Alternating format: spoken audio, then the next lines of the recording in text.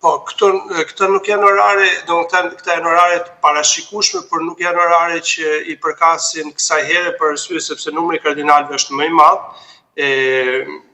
dhe procedura ka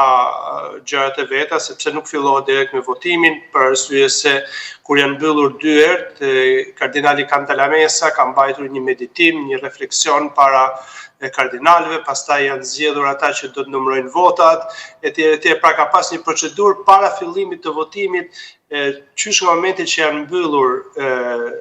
dy herë, pastaj 133 nuk janë si herët e tjera 120, pra janë 13 më shumë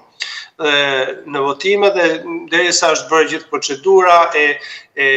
kapjes së votave, mbledhjes së të gjithë materialit, sepse aty nuk digjen vetëm votat, po digjen edhe të gjitha shënimet që marrin